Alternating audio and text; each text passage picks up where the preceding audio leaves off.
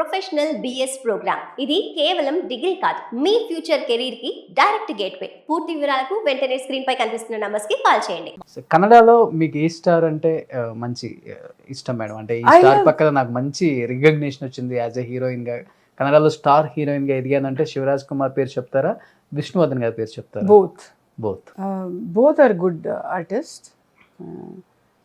ఈ శివరాజ్ కుమార్తో ఒక ఇదిలాగా నేర్చుకున్నాను. ఈ విష్ణు సార్తో వేరే డిసిప్లిన్ యాక్టింగ్ అంటే ఎలాగాని నేర్చుకున్నాను. See acting is not easy. ఇప్పుడు మీరు కూర్చి ఇంటర్వ్యూ చేయాలంటే యూ హ్యావ్ టు ప్రిపేర్. న్యాచురల్గా రావాలంటే there is lot of difference. ఆర్టిఫిషియల్గా మాట్లాడేది వేరే, అవును, ఫీలింగ్స్ తో మాట్లాడేది వేరే. ఇప్పుడు మనది న్యాచురల్ గా వస్తుందా, ఆర్టిఫిషియల్? డెఫినెట్లీ న్యాచురల్ గా ఉంది. You feel like talking. Okay, ఒక వేరేలాగా మాట్లాడితే యూ డోంట్ ఫీల్ చాలు బాబాయ్ ఇంటర్వ్యూ చాలు ఇంకా బోర్ కొడుతుంది అనిపిస్తుంది. అది ఇంట్రెస్ట్గా ఉంటే మీరు కూర్చొని మాట్లాడనే వెళ్ళొచ్చు. అవును, that is what artist. Madam, Vishnuvardhan గారితో చాలా మూవీస్ చేశారు కాబట్టి ఆయనతో చాలా దగ్గర నుండి జర్నీ చేసి ఉన్నారు. మీరు అన్నారు కొన్ని సినిమాల ప్రభావం మనుషుల మీద కూడా పడుతుంది, నా మీద అయితే పడలేదు ఆ టైంలో పాము క్యారెక్టర్లు చేసినప్పుడు అని. బట్ మన చంద్రముఖి సినిమా తీసినప్పుడు విష్ణువర్ధన్ గారు ఇక్కడ రోల్ చేశారు, తెలుగు తమిళ్ వచ్చేసరికి రజనీకాంత్ గారు చేశారు. ఆ టైంలో సౌందర్య గారు కూడా రోల్ చేశారు ఇక్కడ, అక్కడ జ్యోతిక గారు చేశారు. నిజంగానే ఆ సినిమా ప్రభావం ఆయన మీద పడింది, చంద్రముఖి ఆయనకి పట్టింది, కొంత పూజ అలా క్రియేట్ అయింది కదా అప్పుడు. మీరు వినలేదా ఇప్పుడు? లేదు, యాక్చువల్లీ క్లైమాక్స్ లో నేను లేదు. పూర్తి క్లైమాక్స్ చేసేటప్పుడు నేను అప్పుడు లేదు. I don't believe in all those things. No, we are doing acting అంతే. అది ఎలాగండి వచ్చేస్తుంది మీకు, ఈ బాడీలో వచ్చేస్తుంది. మన ఫీలింగ్ ఎలా తీసుకుంటారో అలా వస్తుంది. ఇప్పుడు భయంగా ఉంటే ఆ భయం ఫీలింగ్ వచ్చేస్తుంది. అవును, ఎవరైనా మీకు చెప్తే సార్ ఇలా వస్తుంది సార్ అంటే ఆ ఫీలింగ్లో ఉంటారు మీరు.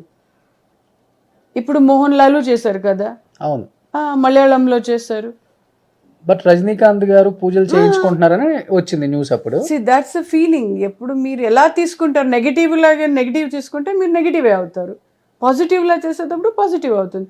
I don't believe in all those things. No way. ఇంకోటి ఏంటంటే నెగిటివిటీ ఎక్కువ బాగా స్ప్రెడ్ అవుతుంది. డెఫినెట్లీ మీకు వచ్చేది ఫస్ట్ థాట్స్ నెగిటివ్, తర్వాత పాజిటివ్ ఎప్పుడో వస్తుంది. రైట్, ప్రేమ గారు చెప్పిన తర్వాత వస్తుంది. నిజమే కదా, ఇవన్నీ బుల్షిట్ ఉండవు కదా. I don't believe, I believe God. Shivaraj Kumar గారితో ఆ కాంపౌండ్ తో అంత లవ్ అండ్ ఎఫెక్షన్ ఉంది మీకు, కంఠీరవ రాజ్ కుమార్ ఫ్యామిలీతో. బట్ అన్ఫార్చునేట్లీ పునీత్ రాజ్ కుమార్ని కోల్పోవడం జరిగింది మేడం. అసలు కన్నడలో అసలు ఒక స్టార్గా పక్కన పెడితే ఒక మనిషిగా, ఒక దేవుడిగా ఆయన ఎలా చూస్తారో మాకు అర్థమైంది. ఎలా ఉండేది పునీత్ రాజ్ కుమార్? శివరాజ్ కుమార్ గారు ప్రతి దాంట్లో ఎమోషనల్ అయిపోయారు ఆయన జరిగిన. నాకు కూడా ఇప్పుడు అది చూస్తే ఆయన ఫేస్ అలాగే వస్తుంది నాకు. యూస్ టు కమ్ ఓమ్ సెట్కి వచ్చేవారు. ఓకే, పునీత్ గారు అప్పుడు ప్లంపీగా ఉండేవాడు, ఎప్పుడు జోక్ చేసుకుని. ఆయన ఎప్పుడు రాజ్ కుమార్ అబ్బాయి ఎప్పుడు కూడా ఆ ఫీలింగ్ లేదు. యూస్ టు ఎంజాయ్ ఈటింగ్ అయితే కూడా, డ్యాన్స్ అయితే కూడా, యాక్టింగ్ అయితే కూడా యూస్ టు ఎంజాయ్, అప్రిసియేషన్ చేశారు. నన్ను చూసేటప్పుడు అని ప్రేమ ప్రేమ అని మాట్లాడేవారు. సో ఈ వాజ్ వెరీ అంటే ఆయన ఓం గుర్తొస్తుంది. నన్ను చూసేటప్పుడంతా ఓం గుర్తొస్తుంది. నాకు ఉండేది ఆయనతో ఒక్క డ్యాన్స్ చేయాలని గుర్తు, అంటే ఎప్పుడో ఆశ ఉండేది, బట్ అది అవ్వలేదు. అండ్ ఇప్పుడు కూడా ఆయన సాంగ్ చూసేటప్పుడు అని ఎలా చేసేవాడు ఈయన డ్యాన్స్ అని.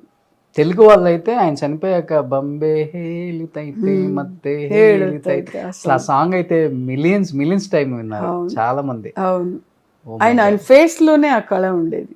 అవును, చామ్ ఉండేది. అండ్ ఈజ్ హార్డ్ వర్క్, ఈ was an hard work. Dance అయితే, ఫైట్ అయితే కూడా యూస్ టు చాలా హార్డ్ వర్క్ చేసేవాడు. బట్ రాజ్ కుమార్ గారిని దట్ ఈస్ ద డిసిప్లిన్ వాళ్ళ నాన్నగారు నేర్పించారు. ఆయన దేవుళ్ళ చూసేవాళ్ళు. బట్ తర్వాత నాకు కనిపించింది వాళ్ళ ఫ్యామిలీలో పునీత్ని దేవుళ్ళగా చూశారు యూత్ అంతా కూడా.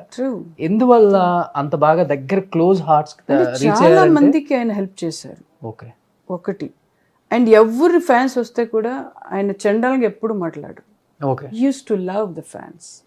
వాళ్ళ నాన్నగారు నేర్పించారు.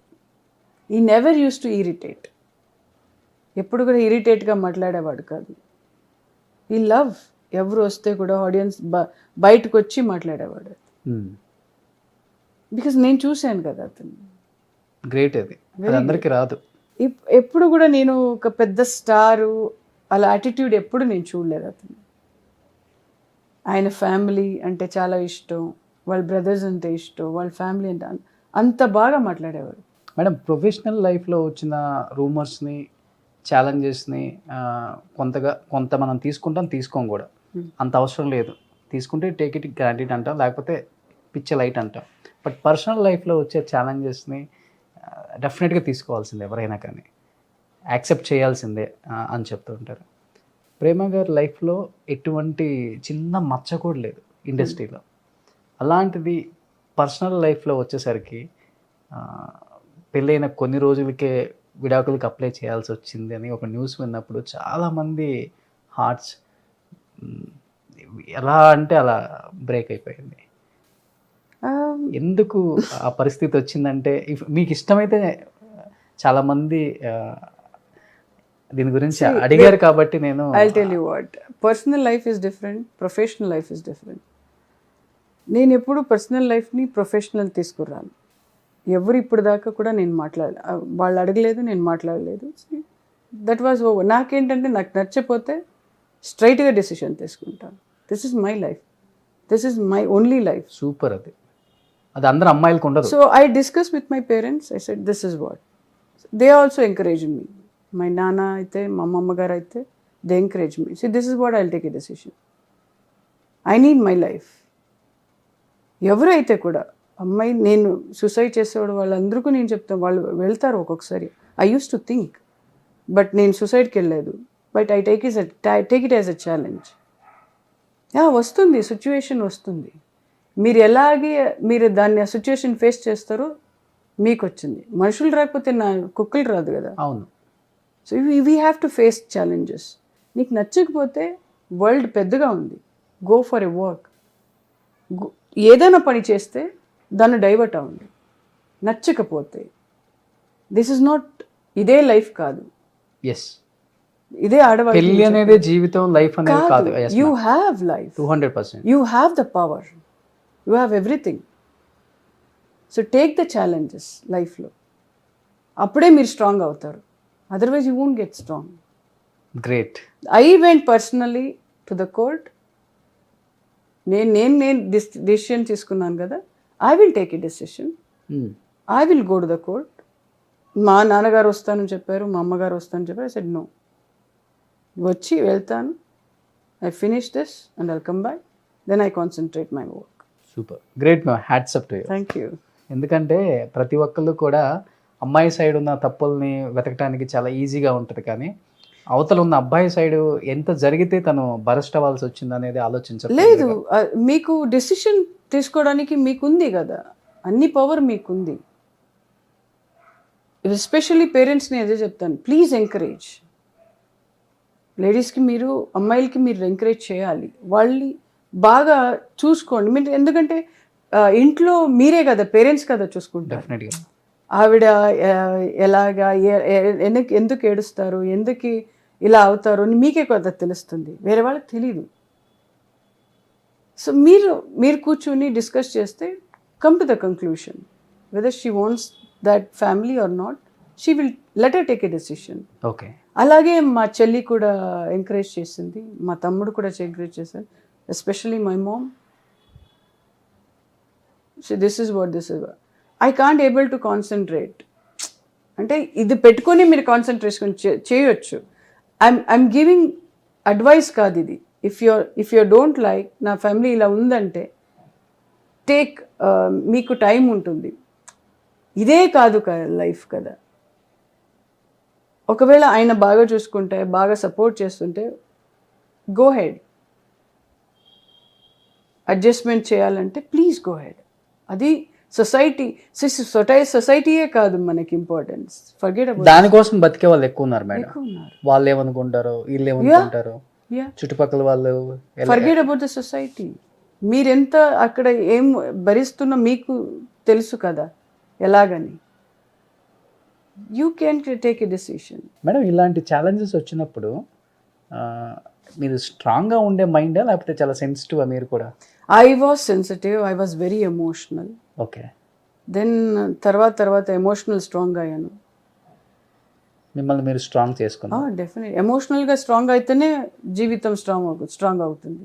మీరు ఎమోషనల్ స్ట్రాంగ్ అయిపోతే చాలా కష్టం. బట్ ఇది మీ ప్రొఫెషనల్ కెరీర్ మీద ఏమన్నా ఇబ్బందిగా ఫీల్ అయిన సందర్భాలు ఉన్నాయా? No, I never use to concentration లేదు, ఫోకసింగ్ లేదు. అప్పుడు కొద్ది డిస్టర్బ్ అయిపోయాను. Hmm. దెన్ ఒకరోజు కూర్చొని ఆలోచించాను ఏం చేయాలి అని. థాట్ వచ్చింది. నా థాట్ వస్తే నేను చేసేస్తానండి. See, అన్నిటికీ ఒక సొల్యూషన్ ఉంటుంది కదా. Yes, yes, every problem there is a solution. Definitely. Kids madam? No kids. No kids. నా కుక్కలు 2 కిడ్స్. సో అందుకే రాగానే మా మమ్మీతో వచ్చింది ఎవరో కొత్త వాళ్ళు ఉన్నారని చెప్పి మమ్మల్ని ఫైట్ చేస్తున్నాయి మా మీద. నాతోనే పడుకుంటారు ఇద్దరు. ఓకే. సుమన్ టీవీలో మీ పర్సనల్ అండ్ బిజినెస్ ప్రమోషన్స్ కోసం కింది నెంబర్కి కాంటాక్ట్ చేయండి.